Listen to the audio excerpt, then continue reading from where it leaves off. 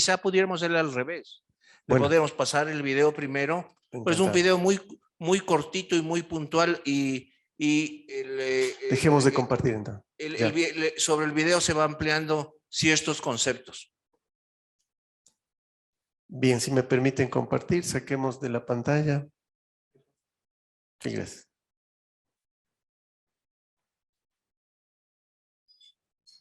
Y vamos con radiofrecuencia, ¿no?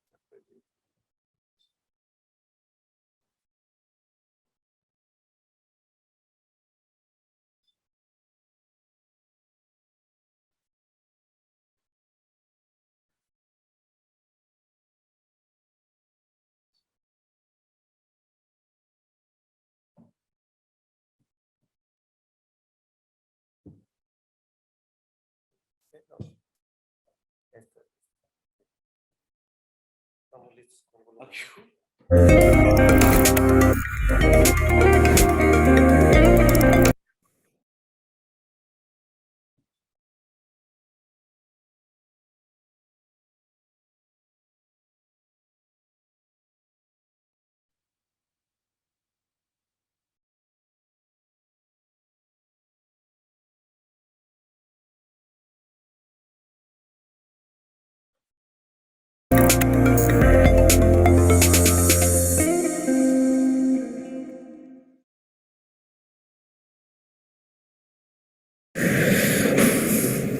Bueno, doy por hecho muchas cosas de la técnica de la epidurolisis y sabéis que es una técnica, le seguimos llamando epidurolisis adhesiólisis, pero también es radiofrecuencia intracanal con los nuevos dispositivos y este es uno de ellos. La ventaja de los dirigibles, ahora veréis cuál es para movernos por el canal, navegar y llegar al punto que queremos, sobre todo en los casos donde hay mucha fibrosis epidural, ¿eh?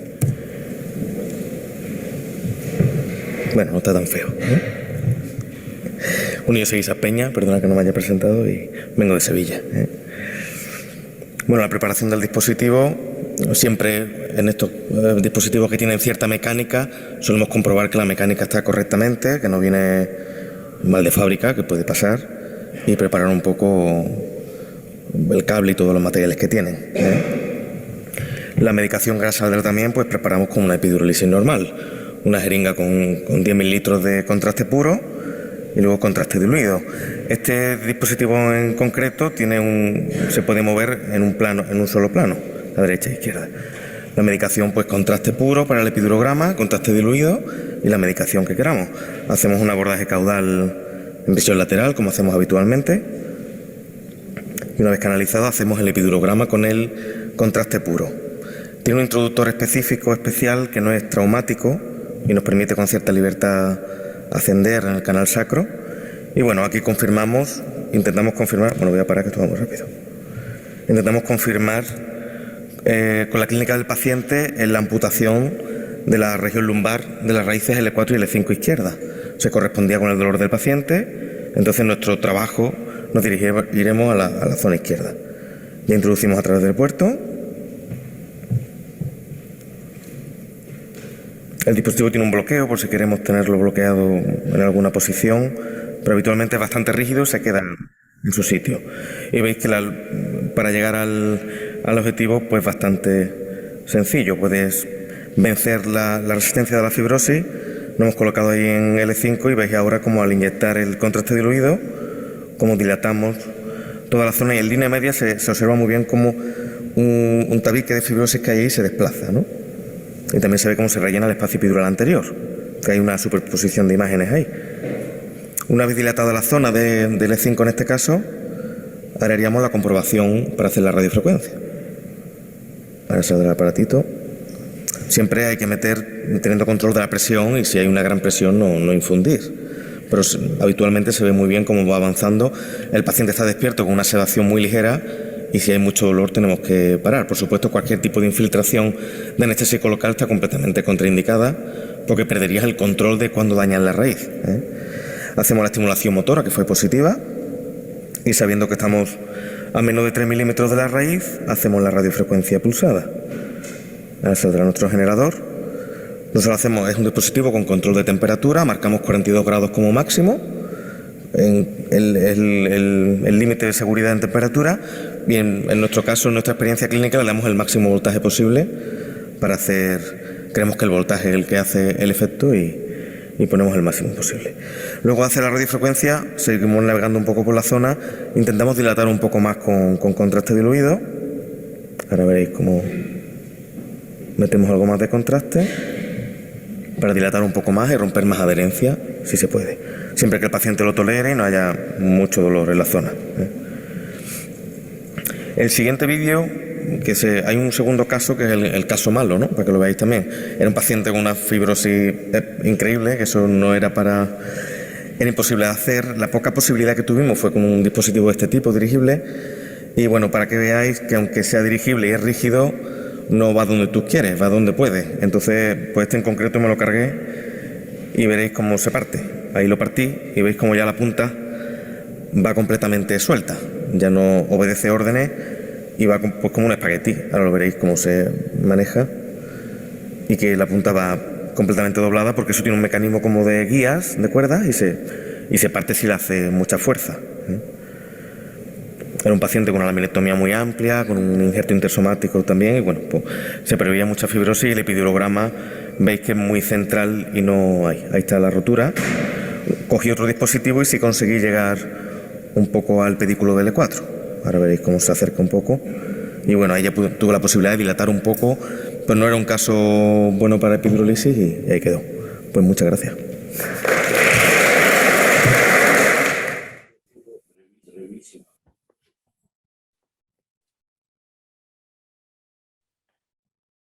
Buenos días, estimados colegas que están en línea. Para mí es un gusto estar con ustedes esta mañana. Bueno,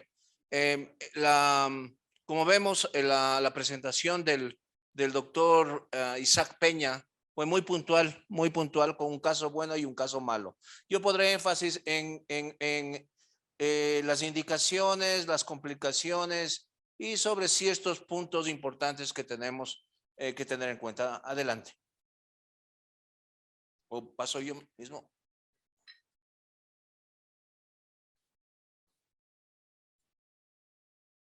Sí se está escuchando bien, ¿no es cierto? Sí, sí. Ok. Muy bien.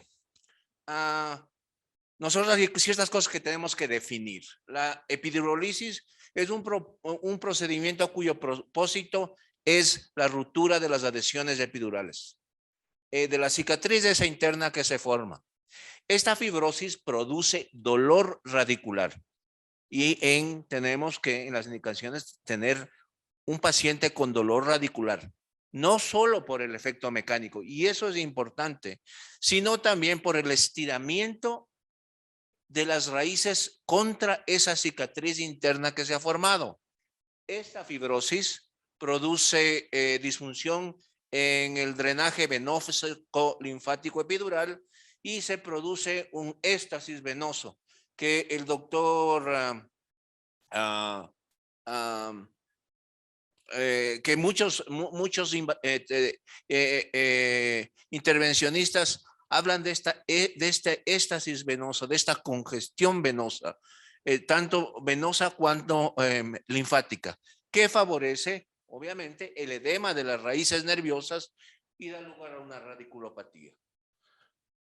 Ahí ven la lista de los sinónimos que hay: adhesiolisis epidural, neuroplastia epidural, procedimiento de RAC, adhesiolisis no endoscópica, neuroplastia percutánea. Y esto encuentran ustedes en el internet. Además del efecto químico, que es la solución salina al 10%, y mecánico, esta técnica permite la aplicación de fármacos como es anestéticos locales, hialuronidasa, corticoides o sóneo. Exactamente, ese es el punto. Exactamente donde hay la lesión y tiene el matching, tiene el matrimonio con los hallazgos clínicos. Y también facilita, como vemos en la presentación anterior, la aplicación de radiofrecuencia sobre los ganglios raquídeos afectados. Ahora bien, siempre hay pasos previos. Los pasos previos a la radiofrecuencia intracanal tendrán que ser, obviamente, la aplicación de corticoides epidurales transforaminales, ¿ya? Sobre las raíces afectadas. Tal vez, y definitivamente debe tener un epidurograma. Como en los pacientes complicados, siempre hago un epidurograma antes de hacer la epidurólisis, porque son pacientes en que uno debe planear y sobre todo tiene que conversar muy claramente sobre los riesgos, beneficios y complicaciones. Adelante. Ya. Las indicaciones, que tanto como para la epidurólisis cuanto como la radiofrecuencia intracanal son las mismas. Un dolor con una escala visual análoga sobre el 5, persistente por más de 6 meses, dolor que produce impotencia funcional, en los cuales ya se ha seguido un algoritmo. Ya. En nula o mala respuesta a un tratamiento conservador intervencionista y a bloqueo epidural. Que puede ser intralaminar, transforaminal, caudal comprobada con fluoroscopio. Eso sí es siempre. Estos son estudios que están validados y después les mostraré la bibliografía muy rapidito y está para descarga en el internet. Que los procedimientos que se encuentran al momento validados de neuroplastía o de neurolisis y radiofrecuencia intracanal tienen que ser hechos bajo rayos X. Dolor lumbar bajo, radiculopatía como resultado de un síndrome poslaminectomía, fibrosis epidural, estenosis del canal lumbar con presentación hacia las piernas, neuroplastía post-radioterapia, estaban en las guías, fibrosis post-meningitis epidural. Muy bien. Ups, no puedo. Lo básico, lo que dijo Brigitte, lo que dijo Mario, tiene que haber todo el monitoreo adecuado, mucho más importante en este caso, porque con la solución salina al 10% y podemos tener, como vimos en la presentación, o sea, con un catéter que sí es flexible y todo lo demás, pero se puede hacer una punción dural y puede haber daño que tiene que ser informado, el consentimiento informado. Tiene que haber la profilaxis antibiótica intravenosa, ¿ya? El acceso puede ser intralaminar, transforaminal, pero generalmente lo que se prefiere es un acceso caudal, ¿ya? Tiene que utilizarse el contraste adecuado. No todos los contrastes son adecuados para el uso en la epidurólisis. Aquí está el Omipaque, o que es el Ioexol, o la metrizamida, que es el Amipaque, es lo que se tiene que utilizar. Los otros contrastes no están dentro de las guías y no están aprobados. Lo obvio, como le decía antes, yo hago cuando antes de hacer una inyección epidural en un paciente, por ejemplo, que tiene una laminectomía con fusión extensa, hago una epidurografía y documento la epidurografía. Al inyectar contraste en el espacio epidural, tiene que haber una figura como de un árbol de Navidad. Clarito, ven el tronco, las ramitas que salen. Ustedes vieron en la presentación del doctor Isaac cómo había se pintaba claramente las raíces del E4, L5 de un lado y no se pintaba bien las raíces del E4, L5 del otro lado.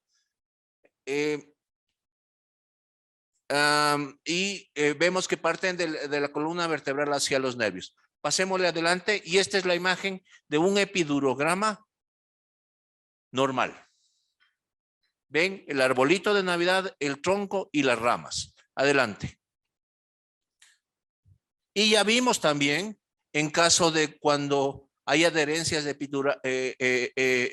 epidurales, cuando se observa una amputación de las ramas. Si pasamos al siguiente, por favor. Y lo importante, que tiene que haber una correlación clínica. Como vemos de aquí, aquí no hay una, claramente, hay una mayor captación hacia un lado que hacia el otro. Sí vemos claramente los defectos de llenado. Adelante. Las contraindicaciones, eso se debe tener muy claro. Hernia extruida de gran tamaño o secuestrada, síndrome de caudequina, radiculopatía compresiva, imposibilidad de paciente de colocarse prono, enfermedad psiquiátrica o depresión mayor no controlada, embarazo y lactancia, alergia a anestéticos locales, esteroides, suelo salina hipertónica o contraste, terapia de anticoagulantes orales o coagulopatías congénicas. La terapia de anticoagulantes orales es una contraindicación relativa realmente. Al momento en las guías, en la guía de la Sociedad Americana de Médicos Intervencionistas, ya está con un nivel de recomendación 2. Tanto la epidurolisis cuanto la radiofrecuencia intracanal. O sea, cada vez hay más material y posiblemente esto cambie, pero al momento es una recomendación nivel 2. Adelante. Esto es lo que les mencionaba y yo creo que para finalizar, estos son un poquito más de 200 páginas que fue publicado en Pain Physician y yo a todas las personas que hacemos intervencionismo les recomiendo leer. Está para descarga gratis en el internet. Está hecha por la Sociedad Americana de Médicos Intervencionistas, la ACIP, y es las guías comprensivas basadas en evidencia, publicadas en enero del 2021. Nada más. Si existe alguna pregunta, algún comentario. Bien, muchas gracias, Esteban. Realmente ha sido muy didáctico también la participación en este procedimiento que es de manejo, digamos, bastante frecuente en la parte del intervencionismo. Por el momento en el chat no tengo todavía ningún comentario ni ninguna pregunta, pero aquí tengo algunos colegas en el auditorio, si es que tienen algún comentario, alguna Solo pregunta. antes, Sí. mientras van Sí, calentando claro. las preguntas, la ventaja que definitivamente existe en la radiofrecuencia intracanal es que en los estudios anatómicos, no le puse por el tiempo, en los estudios anatómicos se ha encontrado que el ganglio de la raíz dorsal no solo está en una, como nosotros pensábamos, acceder transforaminalmente, le hacemos la radiofrecuencia del ganglio de la raíz dorsal, sino tiene varias posiciones dentro de la forámina, más lateral, más medial, más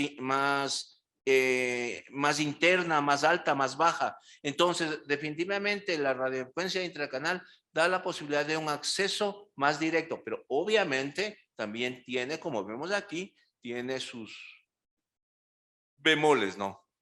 Sí, justamente.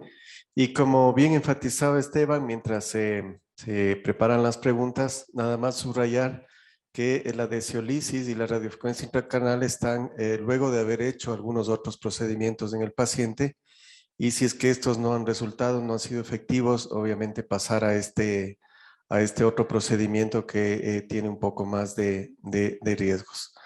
En España, donde generalmente voy para actualizaciones, y la radiofrecuencia intracanal está ganando bastante terreno.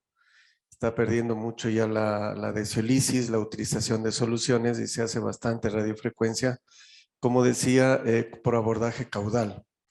Realmente hay algunos dispositivos que no tenemos acá, ojalá que pronto vengan por acá, que ayudan mucho en este tipo de procedimientos, facilitan el realizarlos, como por ejemplo estos catéteres, y también han bajado los costos y por eso usualmente se están aplicando más. Siempre tener en mente el tipo de paciente y las contraindicaciones, como enfatizó Esteban, y pues queda abierto a los panelistas aquí, también en el foro, si tienen algún comentario. ¿No? Sí, Iván tiene un comentario. Muchas gracias. Buen día. Bueno, solamente para mencionar la guía de la CIP, pues ahí están todos los grandes. Ahí nos menciona que realmente no tenemos todavía una evidencia que sea superior la radiofrecuencia intracanal y la desciolisis a una desciolisis convencional o una frecuencia del ganglio de la raíz dorsal. Entonces, hay evidencia sin duda todavía en desarrollo, pero yo creo que ahorita hay algunos dispositivos que se pueden utilizar que nos darían prácticamente el mismo resultado con mucho menor costo. Entonces, para la realidad que nosotros tenemos, pues yo creo que podría ser no una alternativa, sino más bien mandatorio hacer esas técnicas previo a esto. Pero claro, sin duda esto es lo que en un futuro va a mandar, ¿no? Sí, o sea, el asunto es que en la revisión después del tiempo es cuando realmente se ven los resultados.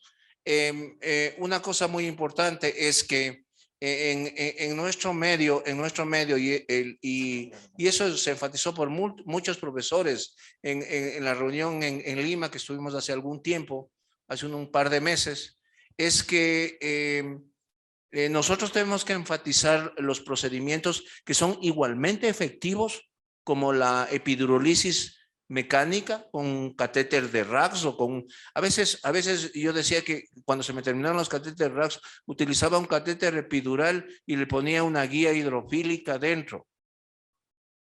Y le hacía radio opaco con contraste y después inyectaba líquido a presión y aire a presión y se veía cómo se abría el espacio de Rocco que se llama y realmente inclusive a veces no necesitaba ni la solución salina que también tiene puede tener eventualmente muchas complicaciones, ¿no? Pero yo estoy totalmente de acuerdo, uno tiene que ir progresivo y tiene que irse adaptando al medio. Muchísimas Muy gracias. bien, muchísimas gracias. Gracias, Esteban, por la presentación. Hay una pregunta de Guillermo López, está levantando la mano para terminar y poder pasar al break. Guillermo, quedas con si enciendes el micrófono. Hola, buenos días, colegas, ¿cómo están? Primero, felicitarle, como siempre, al doctor Esteban. Un gusto poderlo ver y saludar. Y sí, efectivamente, pues recordar que un poco al principio, históricamente, estos catéteres para epidurólisis se dejaban colocados durante algunos días, ¿no? Los pacientes quedaban hospitalizados y se les hacía epidurólisis durante 3 días, práctica que yo creo que actualmente ya no se hace, por lo menos desde que tuve la formación. Simplemente por comentario, ya nos lo habían dicho en Lima, como dice Esteban, hay una técnica bastante interesante que es hacer una radiofrecuencia bipolar, utilizando el acceso transforaminal y el acceso intratecal, es decir, se ingresa con una aguja de radiofrecuencia normal y con el catéter a través del espacio epidural y se realiza una radiofrecuencia bipolar. No existe mucha evidencia sobre esta técnica, sin embargo yo he podido probarla aquí en un par de pacientes y los resultados son bastante buenos comparados con simplemente una infiltración o solo una radiofrecuencia transforaminal. Entonces, no sé si alguno de ustedes tal vez tiene experiencia haciendo esta técnica, es decir, con acceso intracanal y transforaminal a la vez y haciendo una radiofrecuencia bipolar. Buenos días, Guillo. qué gusto escucharte esta mañana. No, yo no tengo experiencia. Sin embargo, es una técnica que tiene, a ver, tiene sentido. Tiene sentido bipolar, acceso transforaminal y intramedular. O sea, hay muchas cosas que son de sentido común. O sea, es una técnica que tiene sentido, pero no, o como tú dices, no hay documentación, no hay evidencia al momento que apoye. Entonces, es también un llamado a nosotros que nosotros tenemos que crear nuestras propias estadísticas y nuestra propia evidencia antes que alguien nos des creando. Y cuando alguien nos da creando la estadística y la evidencia, generalmente en dolor nos crean una estadística y una evidencia que no es muy buena en todos los casos. En algunos casos. Muchas gracias, doctor Estevita. Gracias, Guillo. Gracias por las preguntas. Gracias, Guillo.